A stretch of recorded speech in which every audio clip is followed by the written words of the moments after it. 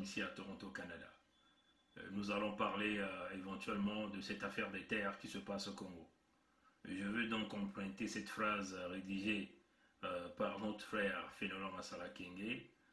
Comme il dit, si on continue à laisser faire les prédateurs, les générations futures hériteront d'un Congo totalement détruit, devenu un monde inhabitable. Éventuellement, nous faisons face à des grands prédateurs. Sassou qui utilise les grands moyens de l'État dans une stratégie qu'ils ont mis en place. La colonisation de tous les autres départements par les Nguesso. Mais ce qui est plus important ici, c'est cette affaire de terre entre la famille Nkouka et la Maison Sans Frontières. Mais ça ne s'est simplement pas arrêté à la famille Nkouka. Mais il faut aussi dire qu'il y a eu d'autres familles qui ont aussi, les parcelles ont été récupérées. Il s'agit ici du général Jean-Marie Michel Mokoko, Lusuku Philippe, Malekama Anthony, Savioli Antonio, Djamar Philippe, et aussi les ayants droit du feu Faucon Jean-Louis, qui eux aussi ont perdu les terrains dans cette affaire avec la Maison Sans Frontières.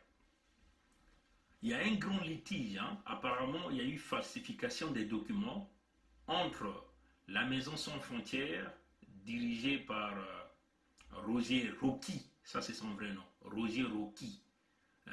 Ici, il a enlevé le qui à la fin. Il s'appelle désormais Roger Rock. Celui-là qu'on appelait le Petit Rock à l'époque. Il est arrivé au Congo par le biais de deux individus. La femme de Bayonne, Bayonne qui fut un grand... il avait même un cinéma là à Dolisie. Et la femme de Mouton, hein, Mouton, je crois Hilaire Mouton. Donc ce Rocky là est un Martiniquais qui est arrivé au Congo, pas à l'âge de 16 ans comme il a su le dire, mais il était arrivé adulte au Congo. Il a même fait venir son cousin qu'on appelle ici Christian Vogue. Bon, ils étaient des petits opérateurs économiques, on peut simplement dire que une petite structure de l'import-export. Mais ils étaient sous la domination de Nkouka Auguste. Bon, vous savez, Nkouka Auguste, c'était le père. Après, quand il est décédé, c'est Sapi qui avait pris la relève. Hein, Sapi et Nkouka Auguste, c'est le premier importateur et exportateur du Congo. Hein, ceux qui s'en souviennent, Nkouka Auguste, le premier importateur et exportateur du Congo. Et Sapi, tout le monde connaît la réputation. Mais cette affaire nous a poussé d'aller regarder dans les profondeurs, aller voir dans la documentation. Donc nous avons mis le système BVT au maximum pour aller chercher des évidences. Apparemment, la mairie de Pointe-Noire aurait vendu 24 hectares à Maison Sans Frontières appartenant à Roger Rock d'Enguesso, hein, donc partenaire d'Enguesso. Mais il y a une falsification sur 9 autres hectares. Et donc, il a falsifié une documentation et il a été appuyé par les faux juges au niveau de Pointe-Noire.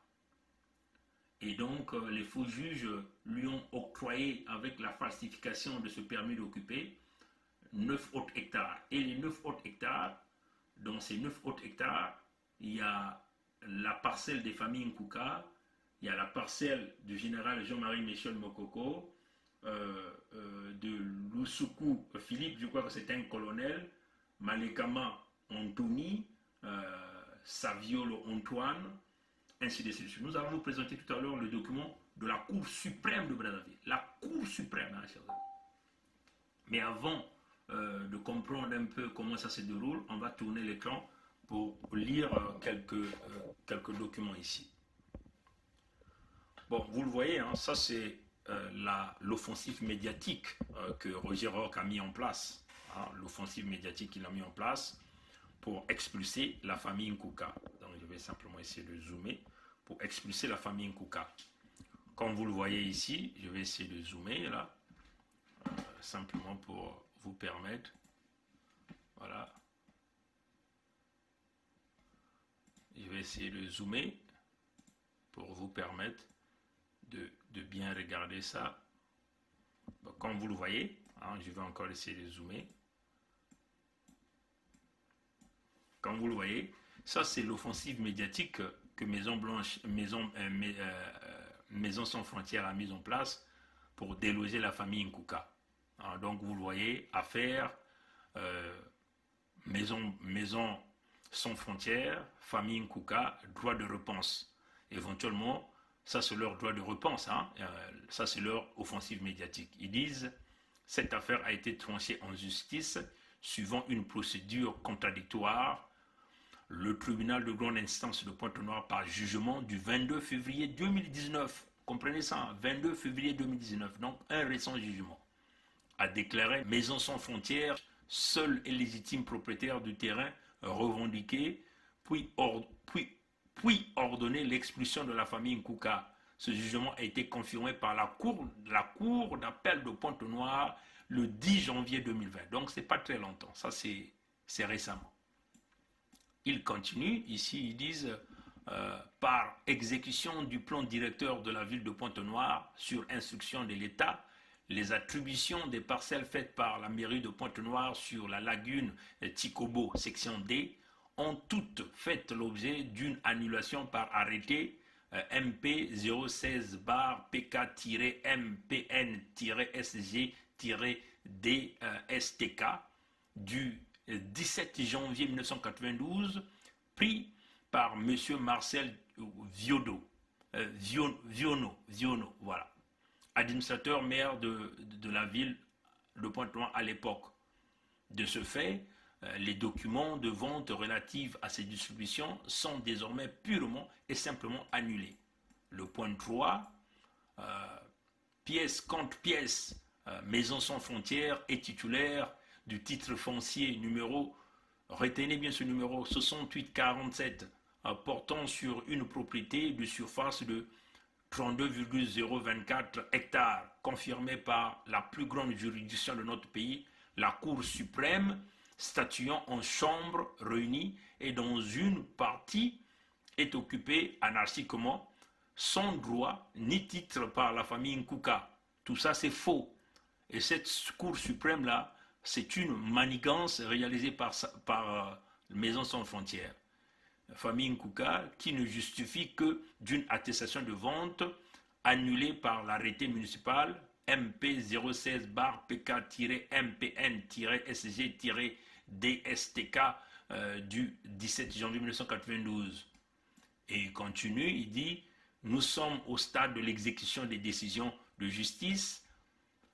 Pour rappel, nul n'est au-dessus de la loi dans un état de droit. La presse informe et les juges jugent. Fait à Pointe-Noire le 10 juin, la société Maison sans frontières, et ils ont donc joint ces pièces-là. » Bon, rapidement, chers amis, ce qui est curieux, hein, chers amis, c'est que vous devez comprendre, hein, chers amis, dans cette affaire, que le général Mokoko et tout l'ensemble avaient déjà déposé une plainte au niveau de la cour d'appel. Le tribunal de grande instance de Pointe-Noire avait été saisi par rapport à ça, c'est-à-dire l'ajout de 9 hectares sur l'achat de 24 hectares de la maison sans frontières du Martiniquais Roger Rocky, ce que vous appelez Roger Rock. Donc, cette cour d'appel déclarait le statut en matière d'immatriculation en premier et dernier ressort.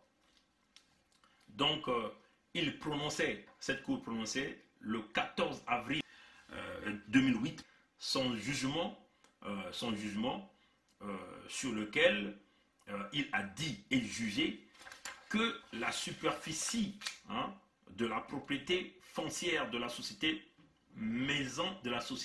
Maison sans frontières Congo est de 24 hectares au lieu de 33 hectares. Et ça, c'est la décision prononcée par la Cour d'appel de Pointe-Noire le tribunal de grande instance de Pointe-Noire sur le jugement prononcé le 14 avril 2008. Donc la Cour a démontré que Maisons sans frontières ne détient que 24 hectares, ne détient pas 33 hectares comme ils sont en train de nous le dire. Et ça, c'est la Cour de grande instance de Pointe-Noire qui l'avait déclaré dans le jugement du 14 avril 2008. Donc, puis avait ordonné la transcription de cette modification dans le titre foncier, ce fameux titre foncier, le 68-47 du 15 mars 2000. Donc le titre foncier de Maisons sans frontières, c'est le numéro 6848, donc 6847, qui avait été daté, signé le 15 mars 2000. Maisons sans frontières. Donc ce Roger Rocky ou Roger Rock avait fait appel par rapport à cette décision de la Cour de grande instance, du tribunal de grande instance de Pointe-Noire.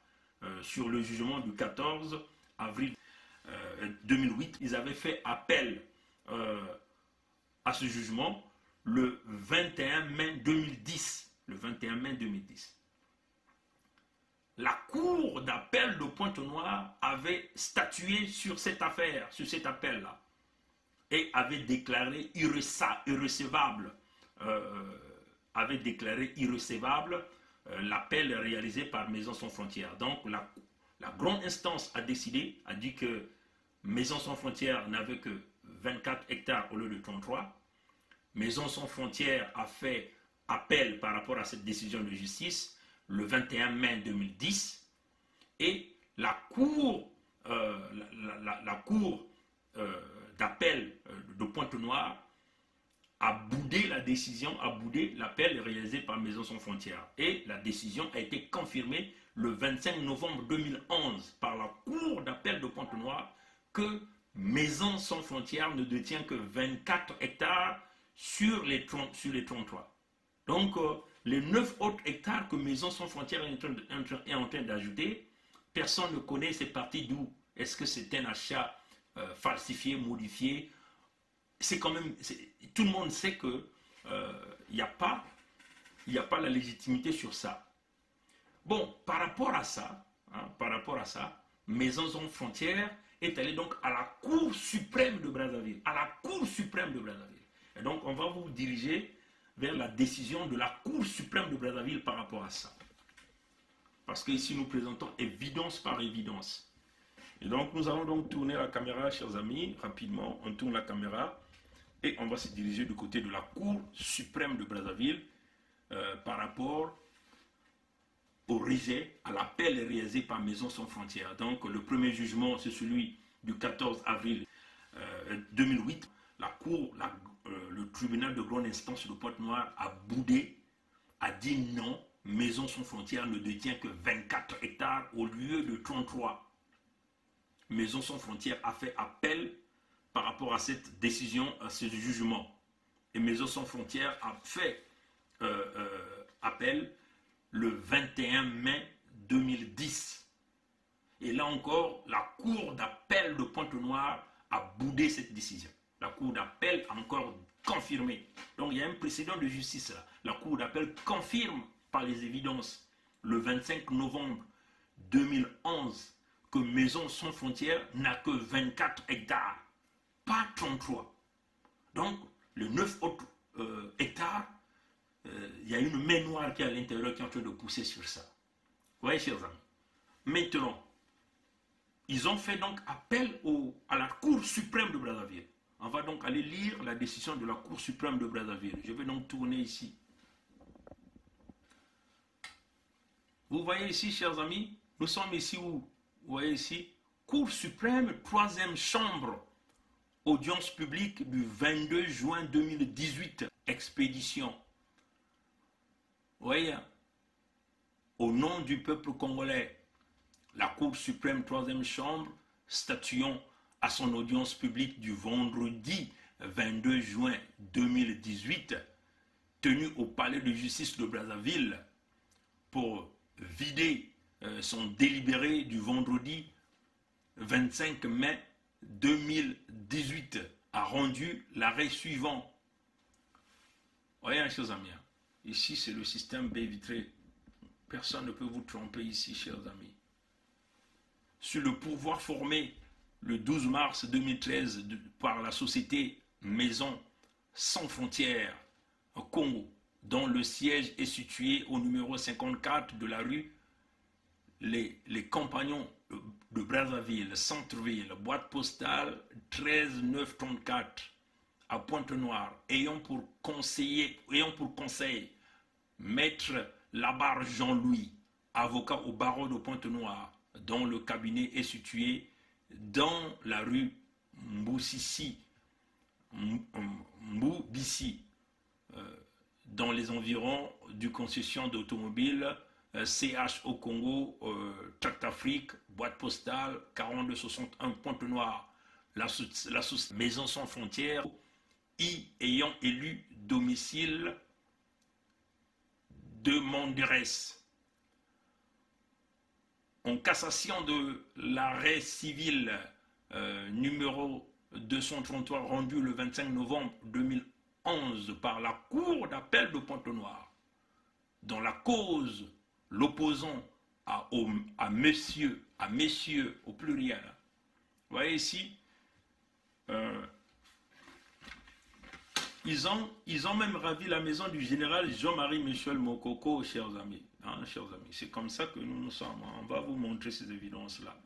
Les messieurs, vous voyez ici, Mokoko Jean-Marie, Lusuku Philippe, Malekama Anthony, Savioli Antonio et Djamar Philippe, ainsi qu'aux ayants droit du feu Faucon Jean-Louis, qui ont tous élu domicile sur leur conseil, Maître Mfoutou Célestin, avocat. Je vais simplement essayer de monter. Ça sent, voilà, on est là, voilà.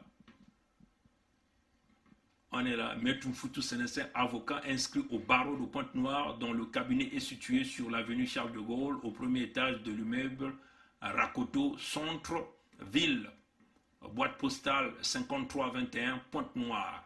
Défenseur, donc il est le défenseur de ces individus-là. Donc le général Jean-Marie Michel Mokoko, Lusuku Philippe, je crois que c'est un colonel, et monsieur Malekama Antonin, Savioli Antoine et Djamar Philippe, et puis les ayants droit de la famille laissés par Faucon Jean-Louis. Vous voyez, chers amis. Et donc, eux aussi, ils avaient porté plainte. Et donc, ils sont allés jusqu'à la Cour suprême de Brazzaville. Et donc, vous allez voir, la demanderesse a pourvoi à invoquer 3 moyens de cessation. Les défenseurs et le ministère public ont conclu au rejet du pourvoi en cessation. Sur quoi la Cour suprême, 3e chambre civile, statuant à son audience publique du vendredi 22 juin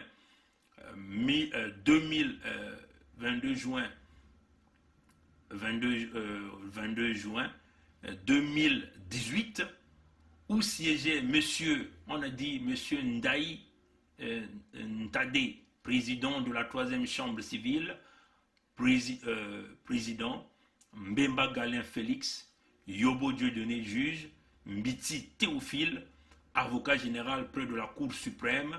Voyez, chers amis, on est en train de lire, à la Cour suprême, tenant le siège du ministère public, Maître Ngoma Michel, greffier, et nous allons donc là. C'est vrai que vous voyez que c'est un peu incliné parce que ceux qui nous ont envoyé la documentation ont très mal scanné le document. Vous voyez, sur le rapport du monsieur, le juge Ngalebaï Jean, lu à l'audience par le président Ndaï Ntade, rapporteur substitué, les conclusions écrites au numéro 048/RQ 16 du 14 décembre 2016 de monsieur l'avocat général et Samangatse, auquel s'est rapporté monsieur l'avocat général Osibi Albert dans ses observations orales et après en avoir délibéré conformément à la loi. Vous voyez, ça c'est la décision. On va donc voir en la forme. C'est comme ça que les juges regardent ça, ont la forme. Attendu que par requête du 16 décembre 2012, enregistré au greffier de la Cour suprême sous le numéro 073 du 12 mars 2013, signé et déposé par son avocat, la société Maison Sans Frontières a formé un pourvoi en cessation contre l'arrêt civil numéro 233 rendu le 11 novembre 2011 par la Cour d'appel de Pointe-Noire. Donc éventuellement c'est l'arrêté qui avait donc boudé la décision Maison Sans Frontières. Et donc ils ont apporté l'appel à la Cour suprême pour voir si la Cour suprême pouvait trancher. Voilà, donc on le dit, l'arrêt civil numéro 233 rendu le 11 novembre 2011 par la Cour d'appel de Pointe-Noire dans la cause qui l'oppose à M. Jean-Marie Michel Mokoko et les autres, que ce pourvoi en cassation a été régularisé sans signification préalable de l'arrêt attaqué à la demanderesse, que la requête en cassation désigne nommément toutes les parties, indique leur domicile respectif, contient un résumé des faits de la cause et de 3 moyens de cessation invoqués au soutien du pourvoi, que cette requête est accompagnée d'une expédition à l'arrêt attaqué, que la provision légale de 10 000 francs CFA a été consignée lors du dépôt de la requête en cassation. Le récépissé établi au greffier de la Cour et qui figure au dossier faisant foi. Attendu qu'il résulte de ce qui précède que le présent pourvoi en cassation satisfait aux conditions légales en forme et de délai exigés, à peine d'irrecevabilité de forclusion ou de déchéance par les articles 2 de la loi numéro 022-92 du 20 août 1992 portant organisation du pouvoir judiciaire modifié 97 100 106 107 108 du code de procédure civile commerciale, administrative et financière, qu'il sied de se déclarer régulier et recevable. Mais non, c'est la décision, c'est là sur le fond, au fond, ça c'est la décision. Sur les faits de la cause, attendu selon les énonciations de l'arrêt attaqué, Cour d'appel de Pointe-Noire, civil numéro 233 du 25 novembre 2011, qu'un litige oppose les parties à la présente procédure quant à la consistance de la propriété foncière sise à Pointe-Noire et immatriculée au profit de la société Maison Sans Frontières Congo, cette dernière revendiquant une superficie de 33 hectares, alors que pour ses adversaires, il n'en serait pas ainsi, que le tribunal de grande instance de Pointe-Noire, saisi du dit litige et déclarant statuer en matière d'immatriculation en premier et dernier ressort, a prononcé le 14 avril 2018 son jugement réputé contradictoire par lequel il a dit et jugé par la superficie que la superficie de la propriété foncière de la société Maison Sans Frontières est de 24 hectares au lieu de 33 hectares. Puis ordonner la transcription de cette modification dans le titre foncier 68-47 du 15 mars 2000 que la société Maison Sans Frontières Congo a relevé. Appel à ce jugement le 21 mai 2010, comme nous l'avons déjà dit, que la Cour d'appel de Pointe-Noire, statuant sur cet appel, l'a déclaré irrecevable par son arrêt, donc pourvoi en cassation. Vous voyez, chers amis, on continue. Sur les 3 moyens de cassation réunis, attendu que la demanderesse au pourvoi fait greffe à l'arrêt attaqué d'avoir été rendu en violation par défaut d'application de l'article 88 de la loi numéro 17-2000 du 30 décembre 2000 relative au régime de la propriété foncière.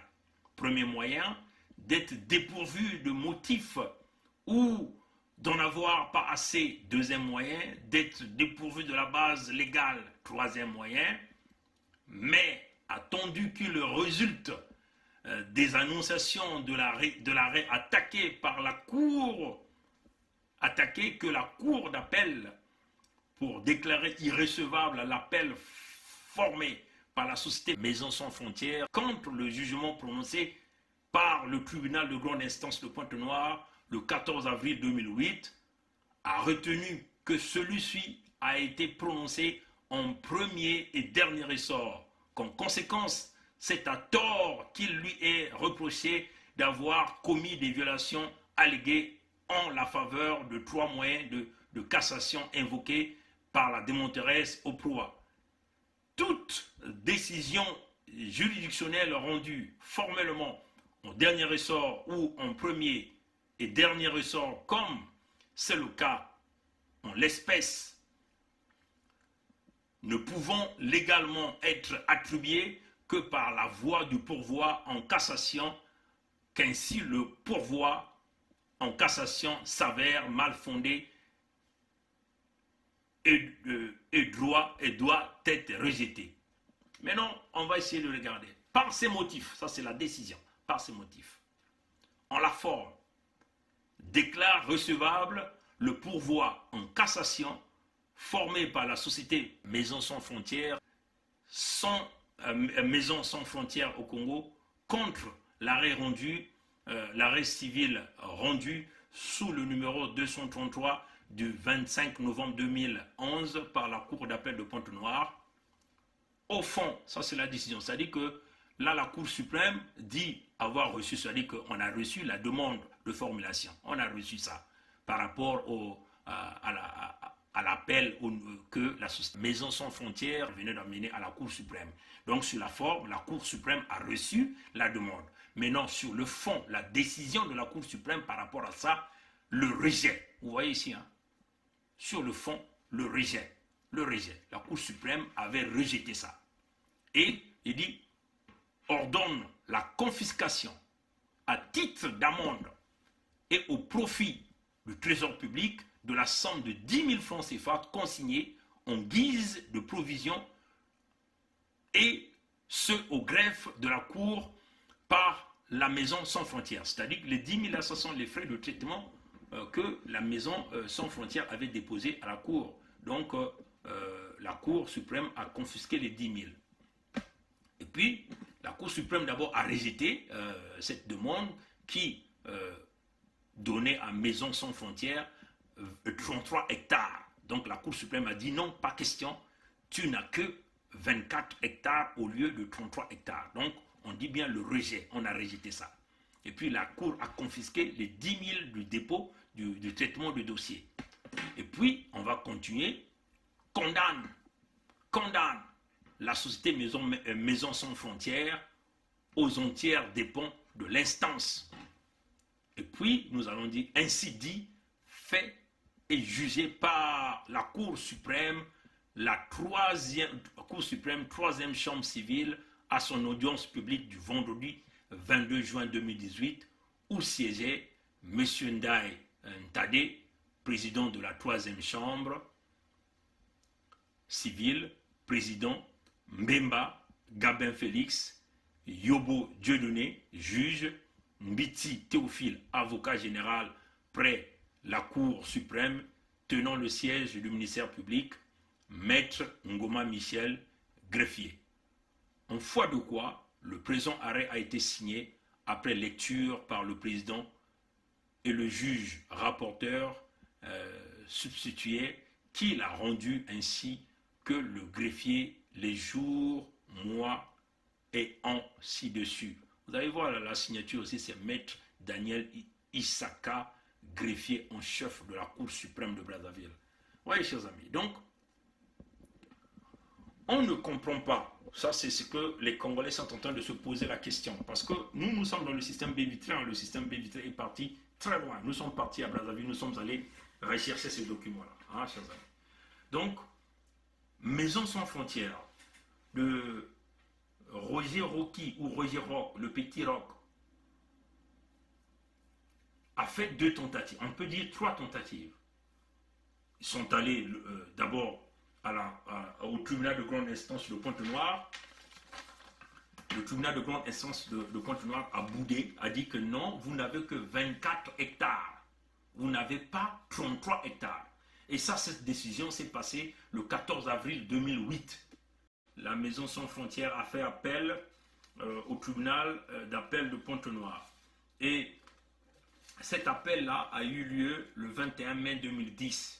Là encore, la cour d'appel de Pointe-Noire a boudé, a dit que non, tu n'as que 24 hectares, tu n'as pas 33 hectares. Ouais, chers amis. Maison sans frontières. Et la cour d'appel a mis donc un arrêt numéro 233. Cet arrêt-là a été signé le 25 novembre 2011. Et Maison sans frontières, qu'est-ce que Maison sans frontières fait? Va consulter donc la Cour suprême de Brazzaville pour dire il faut nous trancher cette affaire-là. La Cour suprême encore a siégé, a dit pas question, tu n'as que 24 hectares, tu n'as pas 33 hectares.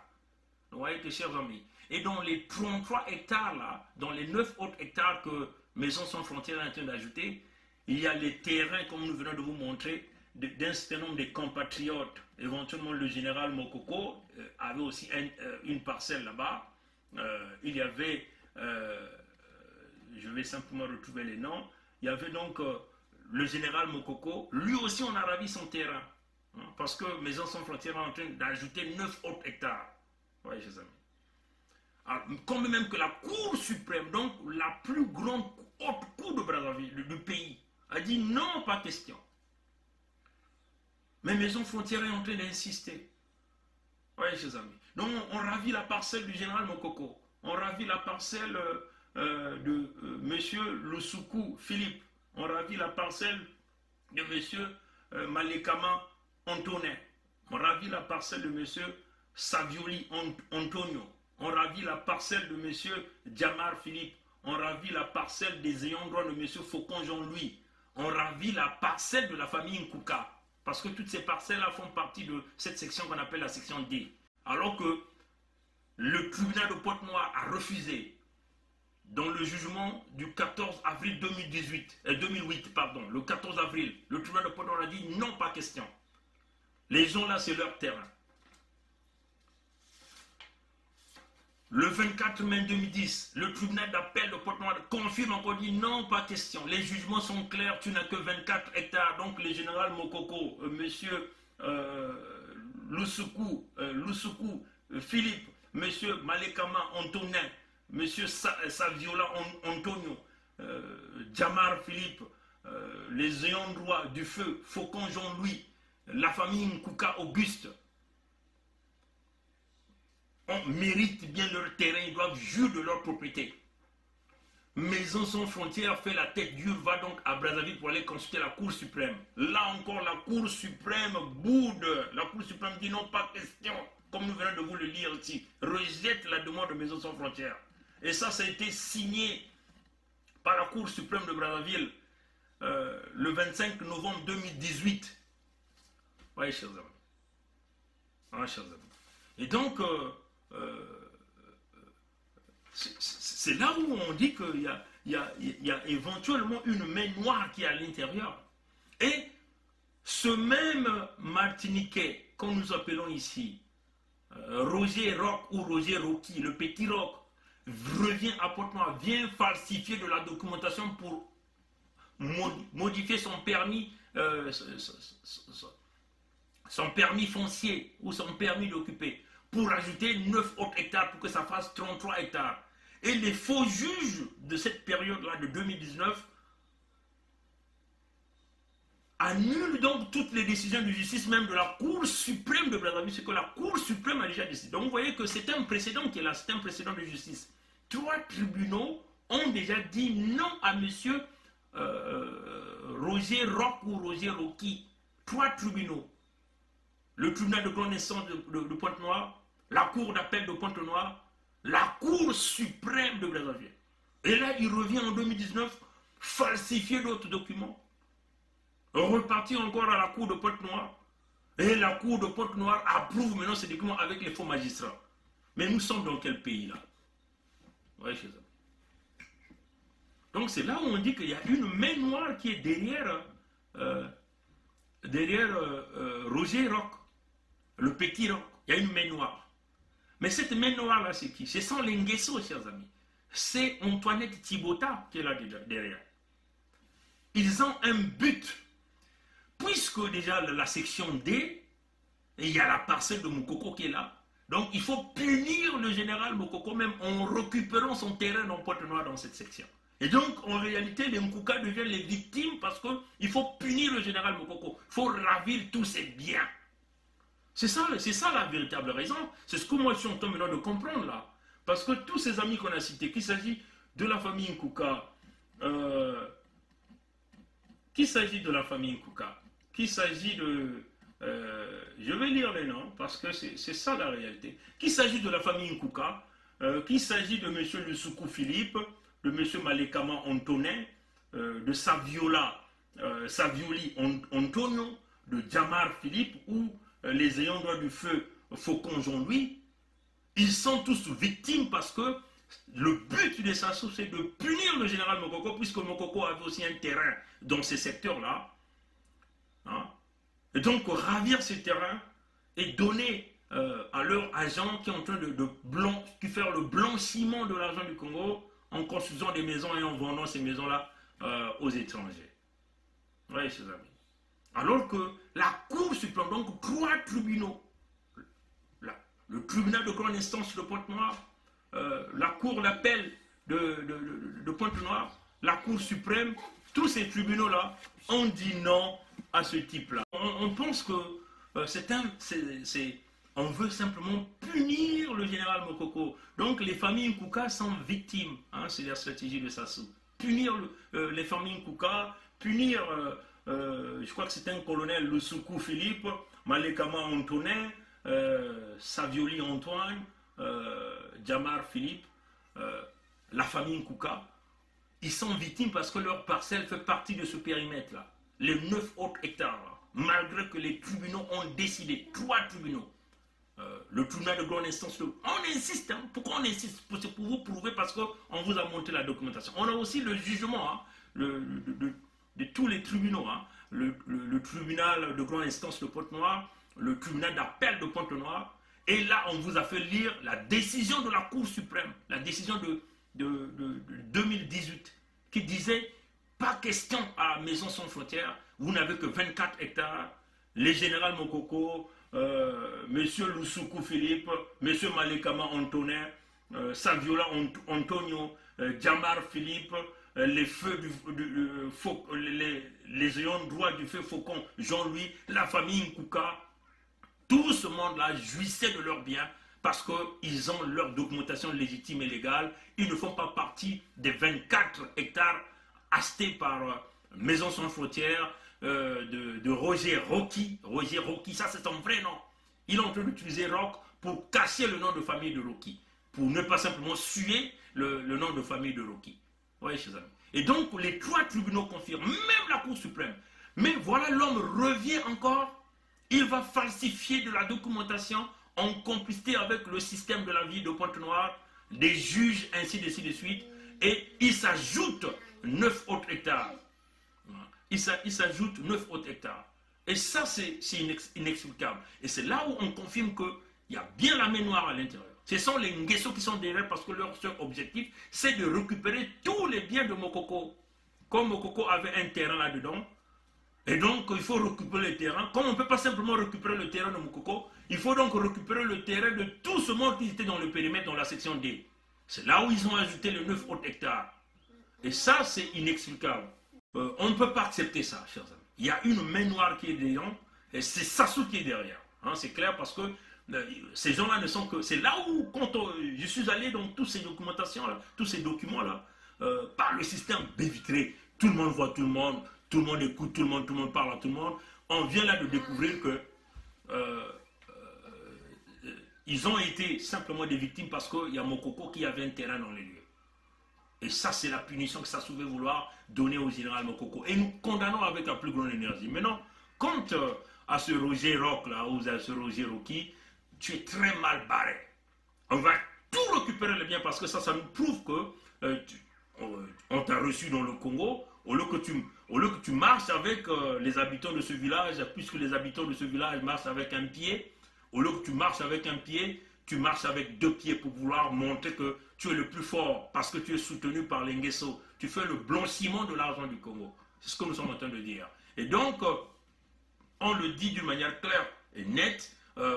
Nous voyons bien là la volonté manifeste parce qu'on ne peut pas comprendre que 3 tribunaux, il s'agit du tribunal de grande instance de Pointe-Noire, la cour d'appel de Pointe-Noire, la cour suprême du Congo, les 3 tribunaux t'ont dit non, que tu n'avais droit qu'à 24 hectares que tu as acheté, mais toi tu continues à falsifier des papiers pour dire que tu en avais 9 de plus. Donc 24 plus 9 ça faisait 33.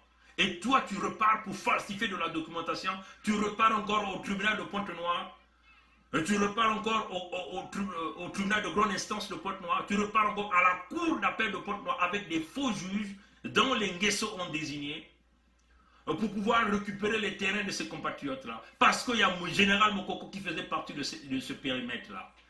Et tu es même déjà prêt à aller encore à casser les maisons, alors que même la Cour suprême n'a pas encore même décidé encore pour une deuxième fois. Parce que là encore, il faut que l'affaire reparte à la Cour suprême. Et puisque nous sommes déjà là dans un précédent de justice, est-ce que la Cour suprême va refuser sa première décision d'avant parce qu'on a mené des faux papiers? Vous comprenez que... Mais la Cour suprême, parce que les ordres viennent du tyran, du néron tropical que nous appelons Sassou Denis. Et donc dites à Roger Rock, tu es très mal barré parce que les Congolais connaissent bien la manigance qui sont là. Nous sommes en train de dire à toutes les populations du Congo, comme on vous avait dit auparavant, hein, on vous avait dit, on est en train de nous récupérer les terrains. Roger Rock, il y en a plusieurs Roger Rock, ils sont dans une démarche, c'est de simplement prendre tous les biens du Congo. Et donc, vous qui êtes là dans vos coins, vous êtes en train de penser que c'est une situation simple, mais vous êtes en train de commettre une erreur parce que demain, ça sera vous qu'on va chasser sur le terrain. Les Nguesso vont venir, vont falsifier le document de justice. Parce que même là, vous venez de voir que quand même, il y a quand même eu des juges qui ont pensé que non, il faut dire le droit. Et ces juges-là ont dit le droit, ont donné raison à toute cette famille-là. En vrai, chers amis. Et voilà que les faux juges nommés par Sassou disent qu'il faut aller punir ces gens-là parce qu'il y a Mokoko qui est là-dedans. Donc il faut récupérer les terrains. Donc vous qui êtes en train d'applaudir, hein, vous êtes en train de commettre une erreur très grave. Et nous dénonçons ça avec la plus grande énergie. Donc dites à ce Roger Rock-là, tu es très mal barré parce qu'on connaît les manigances que tu es en train de faire. Le terrain va être récupéré, toutes les parcelles que tu es en train de construire là-bas, on va tout récupérer parce que tu es dans la fausseté, tu es dans la magouille, dans la manipulation. Et ça, c'est inacceptable. Oui, aujourd'hui, tu es soutenu par les Nguesso, ça va tomber, c'est clair. Mais encore une chose, on va vous dire. Toutes ces maisons-là, dans le secteur de Tikobo, vous savez, les Nguesso ont tout un quartier là-bas à Tikobo. On nous dit qu'ils ont plus de 100 maisons, des ruelles et des ruelles qui leur appartiennent. Et ça démontre encore que les immeubles que ce Roger Rock, là, ce Roger Rocky vous a montré, c'est bien les Nguesso qui sont derrière les financiers, qui sont les financiers. Donc on fait le blanchiment de l'argent du Congo. Ce sont les pierres, les Mabiala pierres, ce sont les Oba pierres, les Nkousuma Vongu. Et ces faux cadres et dignitaires du Kwilu qui sont là à l'intérieur pour accompagner le projet de Sassou. Chasser les Congolais de leur terre. Et ça, nous dirons non. Hein? Nous venons là de prouver par le document, les décisions de la Cour suprême, que vous venez là de prendre les 9 hectares parce que vous voulez punir. Vous voulez punir ces familles-là. Parce que vous voulez faire punir le général Mokoko. Voilà, donc on s'excuse parce que moi j'ai mon collaborateur à mes côtés là. Donc c'est très clair, on le dit d'une manière claire et simple. Voilà la situation, comment ça se passe.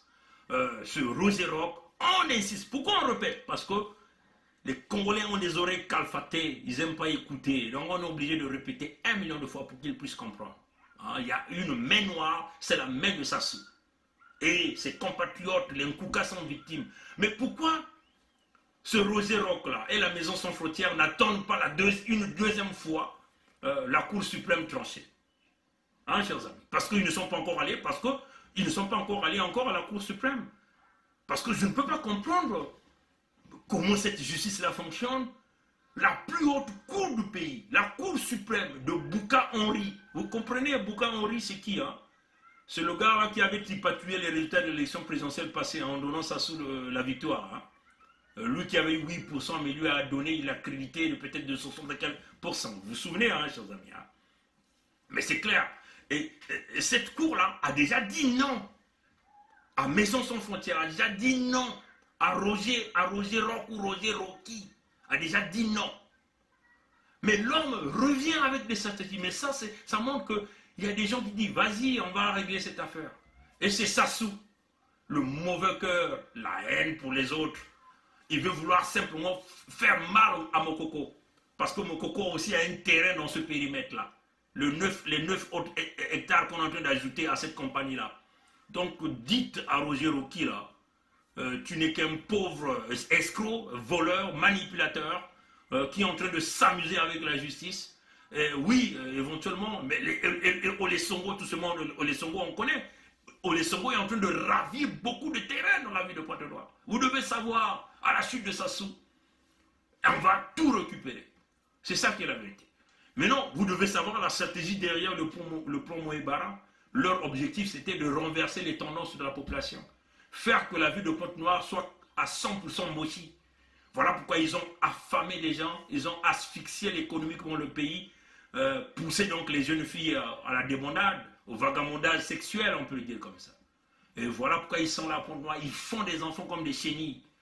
Mais dans leur stratégie, c'est quoi? Enceinter les filles Vili, toutes les filles Congo, et faire des enfants mochi. Et les recommandations qu'ils ont données, c'est que ces enfants-là qui sortent de ces faux mariages-là, ne pourront se marier qu'avec des mochis. Donc une purification ethnique d'une manière claire, hein, pour faire que la géopolitique de Pointe-Noire ou la géopolitique de la partie sud soit totalement transformée. C'est un crime contre l'humanité. C'est cela les stratégies, les plans Moebara. Donc conquérir les ressources naturelles pour qu'il n'y ait plus de revendications dans la ville, parce que les enfants qui sortiront de l'alliance des Mboshi du système avec les filles du Kwilu, du Nyari ou du Poul, ainsi de suite, seront 50% Mboshi, 50% peut-être de la partie sud. Et ces enfants-là ne peuvent que se marier entre eux. Vous voyez déjà que quand ils se marient entre eux, c'est quasiment, ils deviennent 75%. Et après 75%, chers amis, ils deviendront 100% dans les 10 ans. Alors ça, c'est condamné. Alors, il faut condamner ça, chers amis. Donc, voilà un peu ce que je tenais à dire. Dites à Maison Sans Frontières que vous êtes sur notre ligne de mire. Vous faites du blanchiment d'argent et vous êtes là en train de faire du mal et du tort aux Congolais. Alors, on ne sait pas quelle haine ça soit avec Mokoko jusqu'à aller récupérer son terrain et faire le mal aux autres Congolais. C'est une honte. Une honte. Mais dites à Sassou, la roue tourne, ça n'arrive pas qu'aux autres, mais ça finira par arriver chez toi. Et tous ceux qui sont autour de Sassou, qui accompagnent Sassou dans ce projet diabolique, vous êtes en train de commettre une erreur très grave, parce que ça va vous revenir. Avec nous, il n'y aura pas la négociation, on vous le dit.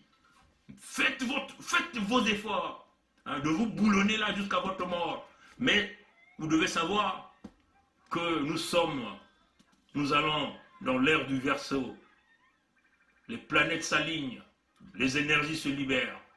Mais on vous le dit, vous serez hanté par le mal que vous avez fait.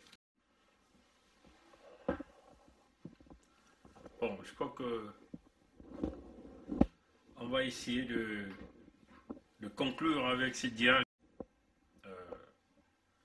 Nous avons un message très important à faire passer à Denis Omar, le petit-fils de Sassou, qui est né d'Omar Bongo avec la fille de Sassou qui n'a rien fait au Congo, que nous appelons Edith. Écoute, Denis Omar, tu es un enfant. Et tu ne vas pas s'interférer dans les affaires du peuple congolais, où vous avez plus de 4 millions de Congolais sans souffrants, victimes de ton grand-père. Et aussi le péché que ta mère Edith a eu à faire au peuple congolais.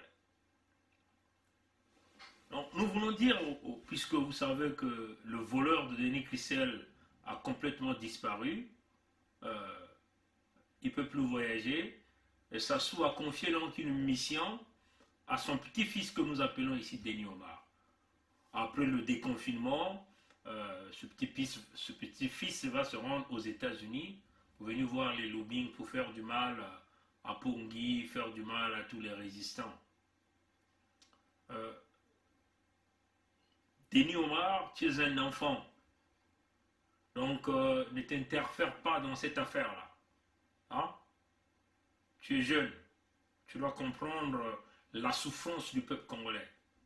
Tu ne dois pas t'interférer dans les affaires du peuple congolais avec ton grand-père. Ton grand-père qui a siphonné l'avenir de tous les enfants de ce pays. Vous voyez?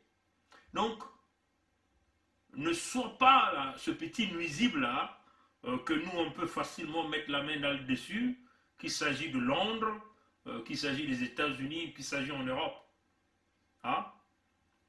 Donc, nous lançons un solennel avertissement à Denis Omar, le petit-fils de Sassou, qui est né de Omar Bongo, et dit, si tu veux t'interférer, bon, tu vas t'interférer dans les business de ton père au Gabon. Hein? Là où il y a ton frère qui est en train de foutre le bordel au Gabonais aussi. Hein? Mais attention, fais attention. Ça, c'est un solennel avertissement que nous voulons lancer à toi, hein, à ce Denis Omar. Hein. Dites à Sassou, s'il veut encore sauvegarder un certain nombre d'intégrité à ses petits-fils, il n'a pas à mêler ses petits-fils dans les affaires du Congo. Hein. Et ça, c'est ce que l'information que moi je veux vouloir te lancer. Revenons du système baie vitrée. La partie cachée du baie vitré. Hein? Oui, il tient une réunion à Oyo, ou je ne sais pas chez où, pour préparer le petit-fils à venir aux États-Unis après le déconfinement, voir les lobbying pour s'attaquer aux résistants. Et donc, en premier rang en Amérique du Nord, on a cité Pongui, Joe Curtis, ainsi de suite. Et donc, la mission a été confiée au petit Denis Omar. Donc, petit Denis Omar, moi je te répète, regarde, ton grand-père ne connaît pas là où je suis né. Hein? Il ne connaît pas. Il ne sait pas là où on a enterré mon ombrelle. Oui, chers amis. Nous sommes en train de mener une lutte légitime, légale. Nous sommes en train de se battre pour notre jeunesse au Congo. Mais nous pensons que toi, tu es un jeune, Denis Omar. Tu ne veux pas rentrer dans cette vieille cocotte de Sassou Denis de ton grand-père. Oui, certainement tu dois avoir de pensions, mais attention à toi parce que il y a 99% de cette jeunesse africaine là a vraiment envie de se libérer. Donc toi, un petit comme toi, qui venait de naître là, qui a brillamment échoué parce que tu étais à Harvard, on n'a pas vu ton travail, hein, tu as taillé, tu es parti à Oxbridge, je ne sais pas où là, en Grande-Bretagne. Là-bas aussi, on t'a poussé, tu as fait les études dans de mauvaises filières. Les gens s'en foutent de ces filières-là, c'est clair. Et tu veux vouloir emmerder le peuple congolais qui est souffrant plus de 40 ans. Toi qui es né, qui a grandi dans le lait et au miel, tu veux vouloir s'attaquer aux enfants du Congo et toi tu portes cette responsabilité. Dites à Sassou. Hein? Bon, on comprend que, comme tu l'as dit, après toi c'est le déluge. Tu veux vouloir embarquer même tes petits-fils dans ta tombe, dans la merde, mais tu es en train de commettre une erreur. Mais si moi j'étais à la place de Denis Omar, j'aurais réfléchi 1 million de fois avant de s'engager dans ce genre de mission. Tu dois savoir, ici on est en Amérique du Nord. Et les mêmes lobbying que toi tu consultes, traitent avec nous, nous informent dans tout le contenu. Donc si nous voulons retourner l'ascenseur, on va le retourner. Mais nous, notre problème, ce n'est pas avec toi. Parce que tu n'es qu'un enfant. Hein? On n'a rien à cirer de toi. Mais si tu insistes, tu verras ce qui va arriver. Voilà. Donc, dites à Sassou, ça ne sert à rien de sacrifier le petit-fils. Hein? Tu as sacrifié sa mère et dites, il faut dire à Denis Omar, c'est ce que tu la vérité que tu n'as jamais dit à Denis Omar, que c'est toi qui as sacrifié sa mère. Hein? Mais Denis Omar ne peut pas comprendre ça, que c'est le grand-père de ce même Sassou qui t'envoie en mission après le déconfinement aux États-Unis pour s'attaquer à Pongui et à tous les résistants. C'est le même grand-père qui a sacrifié ta mère. Tu n'es pas informé? Hein? Alors, que Denis Omar se ressaisisse. Hein? Pourquoi le grand-père lui-même ne ferait pas sa mission? Pourquoi il ne venait pas aux États-Unis t'envoie toi? Hein? Denis Omar, il y a une force derrière nous que tu ne peux pas comprendre. Une force terrible que tu ne peux pas comprendre. Donc, ressaisis-toi. Nous, on n'en veut pas de toi, mais nous voulons de ton grand-père. C'est sa tête que nous voulons pour libérer notre nation. Maintenant, toi, si tu es dans des petits combines, va d'abord régler tes problèmes avec ton frère qui est au Gabon. Hein? Ali Bongo. Règle d'abord les problèmes là-bas, avant que tu puisses mettre le nez dans nos affaires à nous. Et tu vois, le fils de ton grand-père, Christelle, a volé tout l'argent du Congo. Est-ce que tu comprends ça? Est-ce que tu comprends qu'est-ce que ça signifie là? Attention, hein, ne te casse pas dans des costumes avec une moustache, je ne sais pas quand. Comment? Hein? Attention. Parce que nous sommes très fâchés, très remontés. Tu as vu les conditions scolaires du Congo? Hein? Tu as vu dans la Likwala? Tu as vu ces photos là? Tu as vu l'école là, le député qui se pose avec ses élèves là? Tu as vu ça là? Tu as vu nos maternités? Tu as vu notre sœur Cléo, comment il a été tué avec son bébé dans le ventre? Hein, Denis Omar? Tu vois comment les enfants du Congo souffrent? Hein? Oui, vous pouvez savourer parce que vous êtes entouré de ce type. Mais nous allons avoir une réplique énorme. Une réplique énorme. Alors, Sassou, n'envoie pas le petit-fils dans le mauvais chemin. Parce que s'il va rentrer dans ce chemin obscur là, nous allons vite le pousser dans l'obscurité.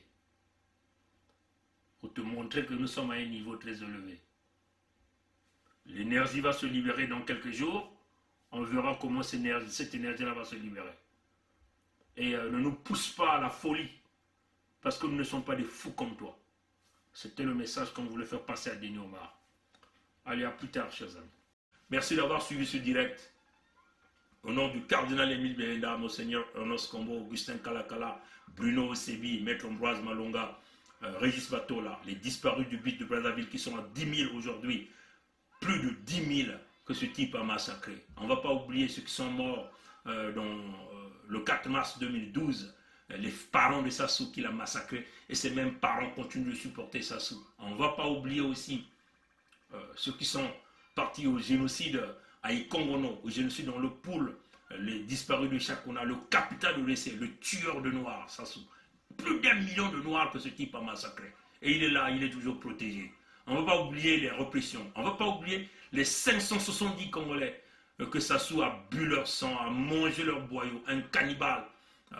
Il a mangé leur foie, il a mangé leurs organes génitaux et il les a enterrés dans une fosse commune en les traitant d'indigents.